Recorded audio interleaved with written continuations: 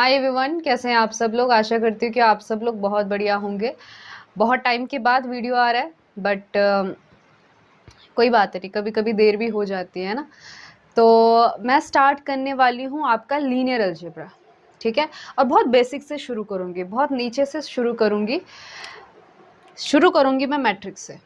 Okay, अब मेरा focus जो है वो पढ़ाने पर कम और सिखाने पर ज़्यादा रहेगा, यानी कि हम चीज़ों को समझने की कोशिश करेंगे और क्वेश्चन सॉल्व भी करेंगे, but main focus linear algebra, ठीक है, टू अंडरस्टैंड लीनियर अलजेब्रा। आपके सामने मैंने एक मैट्रिक्स लिखा है 1 0 0 0 1 0 0 0 1। आप सब लोग जानते हैं कि एक 3x3 की मैट्रिक्स है। अगर मैं आप लोगों से ये क्वेश्चन पूछूं कि आपको क्या दिखाई दे रहा है, तो आप कहोगे कि आपको एक आइडेंटिटी मैट्रिक्स दिखाई दे रही है, ठीक है। लेकिन आप जैसे जैसे लीनियर अलजेब्रा को और समझते जाते हो तो आपको जो है इसके अंदर कुछ और भी नज़र आता है, ठीक है। जैसे कि 1 0 0 0 1 0 0 0 1 ये खास तरह के नंबर हैं, ये कोई ऑर्डिनरी नंबर नहीं है, ये एक स्पेशल तरह के नंबर है। अगर मैं इसी मैट्रिक्स को मान लीजिए किसी ए बी सी जो कि कॉलम मैट्रिक्स है, इसके साथ अगर मल्टीप्लाई करती हूँ तो आपको पता है इसका आंसर कितना आएगा। रो को मैं कॉलम से मल्टीप्लाई करूंगी तो इसका आंसर ए बी सी ही आएगा, ठीक है। तो इसमें कौन सी बड़ी बात है, ये एक आइडेंटिटी मैट्रिक्स है। आइडेंटिटी मैट्रिक्स को आप किसी मैट्रिक्स के साथ मल्टीप्लाई करो जो कि एक वैलिड मल्टीप्लिकेशन होना चाहिए, तो उस केस में वही मैट्रिक्स आपको मिल जाता है, ठीक है। तो एक नॉर्मली अगर आप इसको देखें, so this is very simple, you are multiplying an identity matrix with a column matrix and it gives that A B C back. लेकिन इसी चीज़ को अगर मैं एक और नज़रिए से देखूं तो मैं इसको कुछ ऐसा देख सकती हूँ कि a into 1 0 0 b into 0 1 0 c into 0 0 1, ये जो है आपका ए बी सी दे रहा है, ठीक है। यानी कि क्या कि मैं इस ए बी सी को इस तरह से लिख सकती हूँ, इस तरह से लिख सकती हूँ का मतलब ये हुआ कि मैंने इस मैट्रिक्स को 3 कॉलम में डिवाइड किया, 1 0 0 0 1 0 और 0 0 1। फिर इन तीनों कॉलम को सेपरेटली मैंने ए बी सी से मल्टीप्लाई किया। So these are real number, यहाँ पे ए बी सी जो है आर से बिलोंग करते हैं, ठीक है। तो इस ए बी सी मैट्रिक्स को मैंने इन 3 मैट्रिक्स के, इन्हें कहते हैं लीनियर कॉम्बिनेशन। लीनियर कॉम्बिनेशन क्या होता है वो हम समझेंगे, लेकिन मैंने इस मैट्रिक्स को इन तीनों के मैट्रिक्स के कॉम्बिनेशन के रूप में लिखा।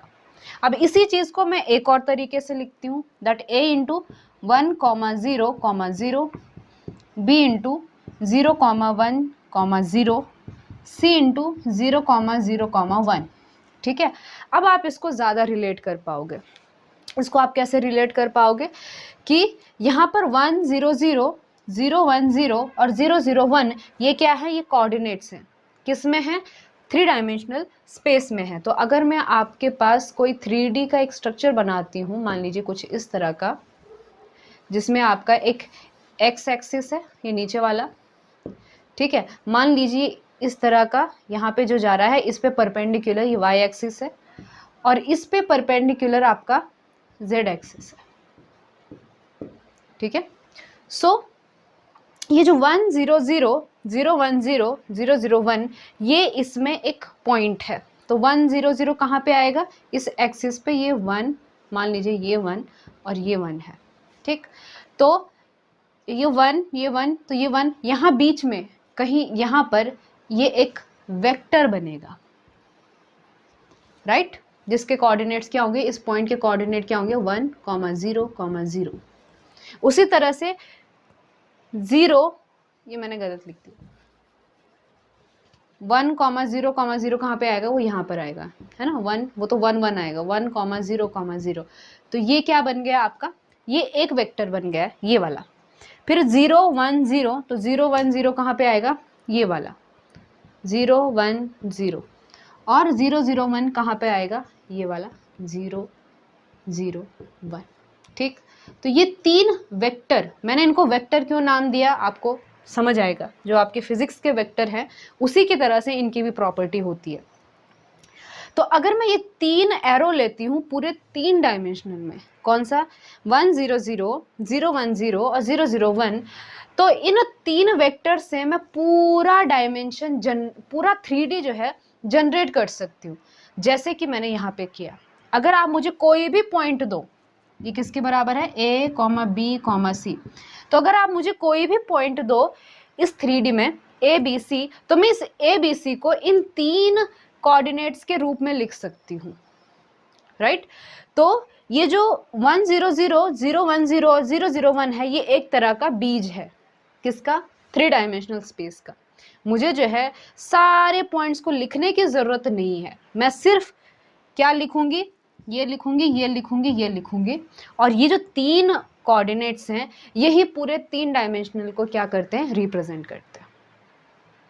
Okay, so these 3 vectors, I should call them vectors, ये जो 3 वेक्टर्स हैं हम कहते हैं कि ये पूरे डायमेंशन को स्पैन करते हैं, या फिर ये सिंपल सी भाषा में कहो तो पूरे 3D स्पेस को ये क्या करते हैं, फिल करते हैं। ठीक है, तो हमने शुरुआत करी मैट्रिक्स से और हम जो है इस पॉइंट पर पहुंच चुके हैं, राइट। इसी तरह से आप जो है 2 डायमेंशनल स्पेस में भी कर सकते हो, आप 2D में इसको ज़्यादा समझ पाओगे।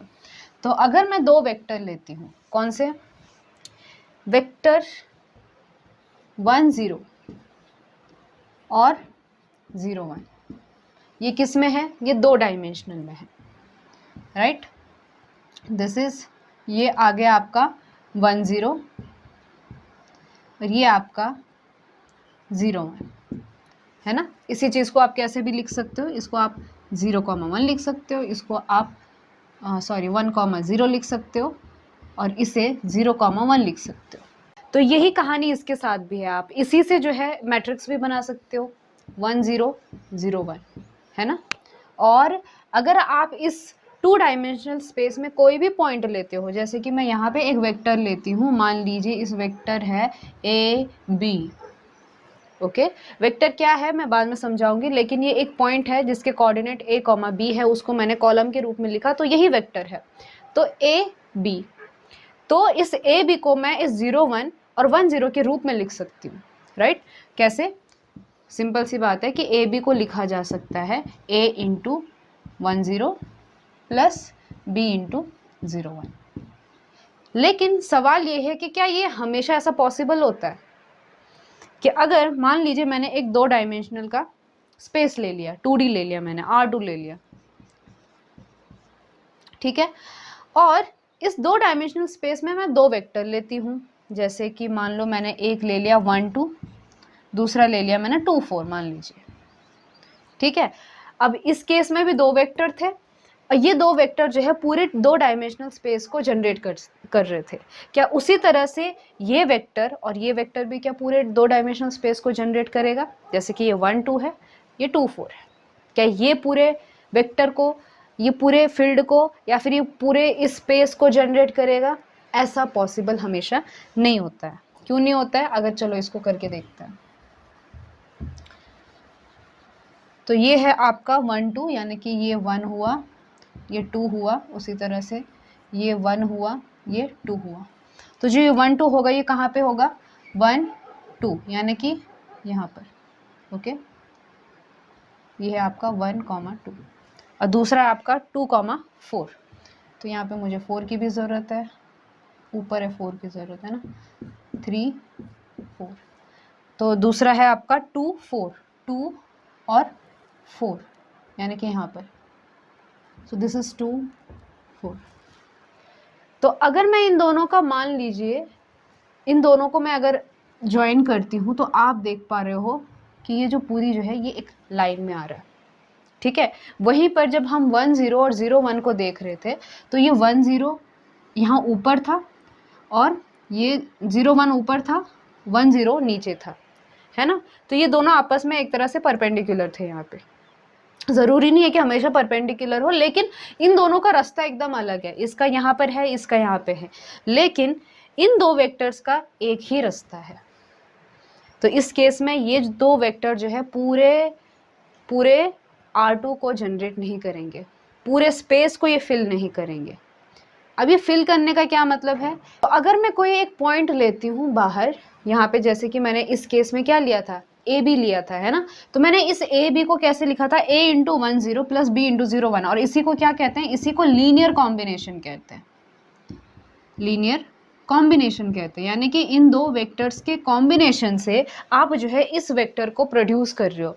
लेकिन अगर मैं यही वाला पॉइंट लेती हूँ, तो इस पॉइंट को जो है मैं इन दोनों के लीनियर कॉम्बिनेशन के रूप में नहीं लिख सकती, क्योंकि इन दोनों के जितने भी लीनियर कॉम्बिनेशन आएंगे ये पूरी ये लाइन आएगी। तो इसका मतलब ये हुआ कि हमेशा ज़रूरी नहीं है कि अगर आप दो वेक्टर लेते हो तो वो जो दो वेक्टर हैं वो पूरे इस दो डायमेंशन को फिल करेंगे। उसी तरह से अगर मान लीजिए मैं 4 डायमेंशन में कोई वेक्टर लेती हूँ, जैसे कि x1, x2, x3, x4, उसी तरह से एक दूसरा वेक्टर लेती हूँ x5, x6, x7, x8, उसी तरह से 4 ऐसे वेक्टर लेती हूँ मैं, कहाँ पर, 4 डायमेंशन में। तो ज़रूरी नहीं है कि ये जो 4 वेक्टर जो मैंने कहाँ लिए हैं, 4D में लिए हैं, ये जो 4 वेक्टर इस पूरे 4D को फिल करें, राइट।